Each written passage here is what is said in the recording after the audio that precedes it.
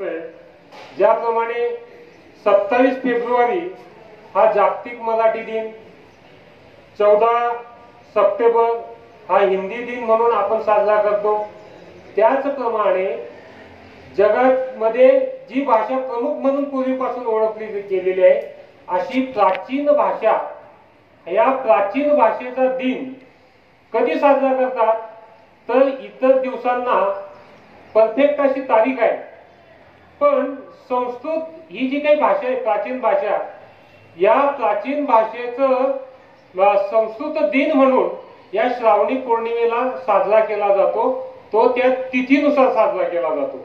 आणि म्हणून काल या श्रावणी पौर्णिमेला संस्कृत दिन म्हणून सुद्धा आपण या आपल्या देशामध्ये साजरा करतो, देशात नव्हे तर जगात त्याला साजरा केला जातो।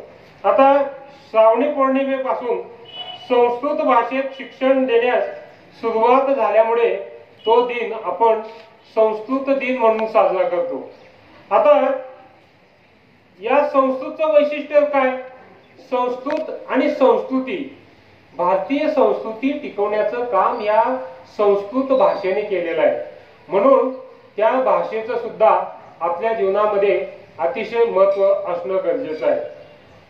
या संस्कृत भाषेचं पुनरुज्जीवन करण्यासाठी उत्तराखंड राज्यामध्ये ती 2 नंबरची भाषा मानली जाते आणि म्हणून 1969 साली केंद्र शासनाच्या शिक्षण विभागाने या संस्कृत दिनाला मान्यता दिली। या संस्कृत दिनामुळे आपली संस्कृती सुद्धा टिकण्यास खूप मदत होते आणि म्हणून स्वामी विवेकानंदांनी आपली ही भारतीय संस्कृती जी काय ही संस्कृती टिकवण्यासाठी आणि वृद्धिंगत होण्यासाठी संस्कृत आणि संस्कृती या दोघांचा मिलाप घालून संपूर्ण जगभर या भारतातली ही जी काही प्राचीन भाषा आहे संस्कृत भाषा, हिचं महत्त्व जगभर सांगितलेलं आहे।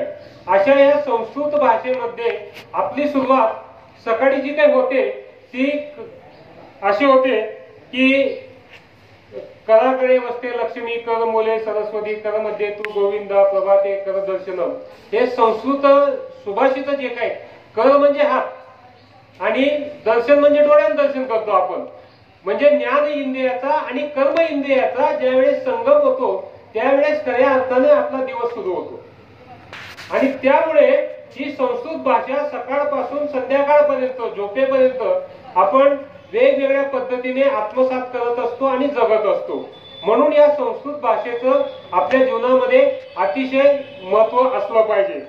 या भाषेमध्ये संस्कृत भाषेमध्ये जवळजवळ 102 अब्ज 78 कोटी 5 दशलक्ष एवढा शब्द संग्रह या संस्कृत भाषेमध्ये आहे। त्यानंतर या भाषेचा उगम जवळजवळ 3500 वर्षापूर्वी झालेला आहे। त्यानंतर या भाषेमध्ये आपल्या या देशामध्ये जवळजवळ 19,569 इतक्या भाषा बोलल्या जातात आणि या सगळ्या भाषांमध्ये संस्कृत भाषेचा कुठे ना कुठे संबंध येतो, म्हणून संस्कृत भाषा ही देवाची भाषा सुद्धा मानली गेलेली आहे। आपले जे काही वेद आहेत, ऋग्वेद, अथर्ववेद, यजुर्वेद, या सगळ्या वेदांमध्ये सुद्धा संस्कृत भाषेचा खूप मोठा प्रभाव आहे। आपला हिंदू धर्मामध्ये जी काही भगवद्गीता होती ही सुद्धा पूर्वी संस्कृत मध्येच होती, ती सर्वसामान्य लोकांना कळत नव्हती म्हणून ज्ञानेश्वरांनी ती मराठीत आणली। तर असे जे प्राचीन ग्रंथ आहेत हे सगळे प्राचीन ग्रंथ संस्कृत भाषेमध्येच होते आणि या वेगवेगळ्या बोली भाषांमध्ये नंतर त्यांचं रूपांतर करण्यात आलं, म्हणून मानवाची सुरुवातीपासून किंवा विद्येची भाषा, ज्ञानाची भाषा म्हणून संस्कृत भाषेकडे बघितलं पाहिजे। म्हणून कालचा दिवस नुसता रक्षाबंधन हा दिवस महत्वाचा नसून या संस्कृत भाषा दिन म्हणून सुद्धा आपण तिचं कायमस्वरूपी स्मरण केलं पाहिजे।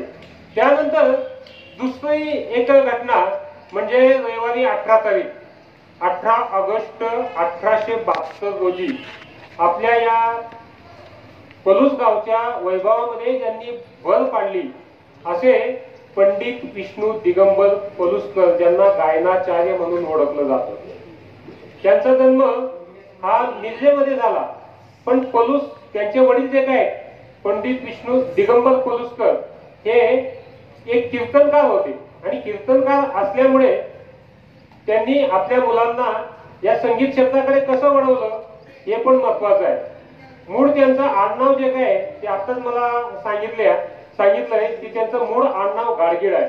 अशा या पंडित विष्णू दिगंबर पलुसकर हे लहान असताना दिपोळीचा एक सण होता आणि दिपोळीच्या सणामध्ये तुम्हाला माहिती आहे आपण फटाके फोडतो.